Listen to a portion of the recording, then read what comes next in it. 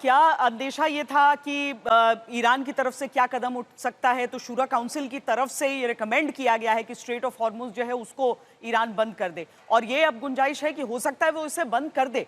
ये एक ऐसा सकरा रास्ता है जहां से एशिया का तेल और बाकी सामान होकर गुजरता है। अगर ईरान ने इसे बंद कर दिया तो क्या होगा, इसका डर सबको है। अमेरिका ने कहा है कि इसे लेकर चीन ईरान से बात करे। अमेरिका ने कहा है कि वो ईरान से युद्ध नहीं चाहता है। स्ट्रेट ऑफ हॉर्मुज को लेकर बहुत सारी अटकलें शुरुआत से चल रही थी। अब अमेरिका ने चीन से कहा, और चीन को कहने के लिए कि पीछे एक कारण भी है कि चीन पर ज्यादा असर होने की आशंका है अगर स्ट्रेट ऑफ हॉर्मुज को बंद किया जाता है ईरान के द्वारा। प्रणय, भारत के पास कई वैकल्पिक जगह हैं जहां से हम तेल लेते हैं, चाहे अमेरिका हो गया, रूस हो गया, लैटिन अमेरिका हो गया, इन सारी जगहों से भारत तेल लेता है। लेकिन चीन को हम देखें तो चीन के ऊपर एक बड़ा प्रभाव पड़ने की आशंका है अगर ये निर्णय होता है। अब डोनाल्ड ट्रंप इसी बात को समझकर चीन से कह रहे हैं कि आप ईरान से बात करिए।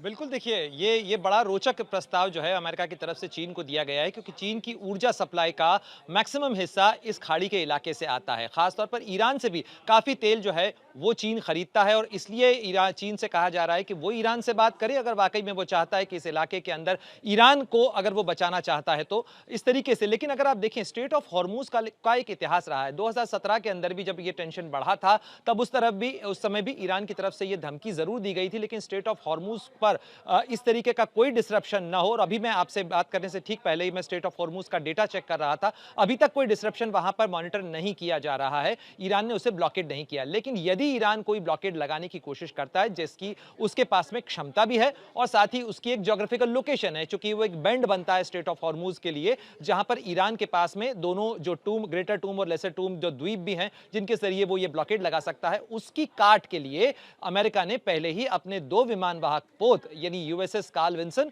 और यूएसएस निमित्ज को उस इलाके के अंदर तैनात कर रखा है। यानी यदि ईरान इस मोर्चे पर जाना चाहता है, वो हॉर्मुज को ब्लॉक करना चाहता है, ये रेटोरिक्स में, ये चर्चाओं में, ये नारों के अंदर अच्छा लग सकता है, लेकिन अगर वाकई में इसे वो इंप्लीमेंट करना चाहेगा तो इससे ये चीजें और कॉम्प्लिकेट होंगी और अमेरिका के साथ उसका एक सीधा और बड़ा टकराव हो सकता है, वो भी समंदर के अंदर। शिवानी, यहां पर जो इजराइल की स्थिति है, सब ये सोच रहे थे कि क्या ईरान पलटवार अमेरिका के उन बेसिस पर करेगा, उनको निशाना बनाएगा, ऐसा कुछ करेगा, लेकिन उसने बस इजराइल पर इंटेंसिफाई किया था।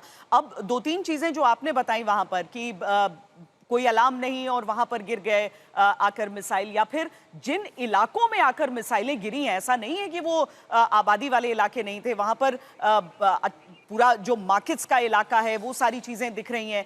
इस समय इजराइल के सामने कितनी बड़ी चुनौती है?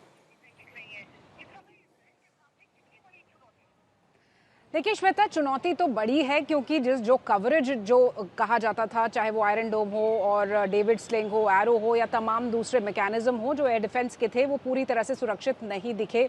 कई जगह तो अलार्म नहीं बजा, यानी कि पहले ही मिसाइल पेनिट्रेट कर गई, उसको डिटेक्ट करने में देरी हुई। तो जाहिर तौर पर चुनौती बड़ी है और इसीलिए तैयारी भी पूरी है। जो अलर्टनेस है उसमें कोई कमी नहीं है, लगातार हर जगह पर सायरन्स का मैकेनिज्म है श्वेता। लेकिन वाकई में आने वाले जो कुछ घंटे हैं और आज की रात सबसे अहम होगी। देखिए, जितने भी हमले हुए, ज़्यादातर ये हमले रात के वक्त होते हैं। आज अर्ली मॉर्निंग ये हमला हुआ, यहाँ के वक्त के हिसाब से 7:30 बजे ये हमला हुआ, लेकिन वो एक रिटेलिएटरी एक्शन था। जब कल अमेरिका ने देर रात ईरान पर हमला किया तो कुछ ही घंटे बाद ईरान ने इजराइल पर हमला किया। तो हो सकता है जो आज की रात है वो भारी हो इजराइल के लिए, क्योंकि ईरान एक बार फिर पलटवार कर सकता है। बार बार क्लेम कर रहा है ईरान कि वो झुकेगा नहीं और वो अपने आप को सुरक्षित रखना जानता है। और यही वजह है कि जो अमेरिका की आप बात कर रही हैं, फिलहाल जो शुरुआत हुई दिन की, उसमें अमेरिका को निशाना नहीं बनाया गया। लेकिन कुछ कहा नहीं जा सकता है श्वेता, आने वाले वक्त में देखना पड़ेगा कि ईरान की क्या नीति है, ईरान क्या सोच रहा है। क्या वो वाकई में इस लड़ाई को और ज़्यादा आगे लेके जाना चाहता है या फिर कुछ पीछे हटना चाहता है? जैसे यूएनएससी की बैठक भी बुलाई गई है, आपात बैठक है, क्या उसमें कुछ ऐसा निर्णय हो सकता है कि इस कॉन्फ्लिक्ट को अभी रोका जाए या फिर ईरान आगे बढ़ता है? तो जो आने वाले कुछ घंटे हैं, ख़ास तौर पर इजराइल के लिए आज की जो रात है वो बहुत ज़्यादा अहम होगी। ये देखना पड़ेगा कि आज रात को सायरन्स बजते हैं या फिर लोग यहाँ पर आराम से आज की रात बिताते हैं। तो हर तरह से किसी भी कंटिजेंसी के लिए आज इजराइल तैयार है।